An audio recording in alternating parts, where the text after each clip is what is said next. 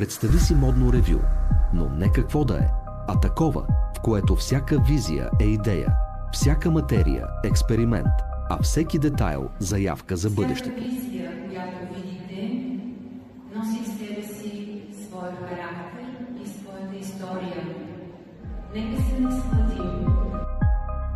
Студенти от Техническия факултет на Югозападен университет Неофит Рилски разбиха представите за традиционната мода и показаха нещо много повече – стил, мисъл и смелост в едно.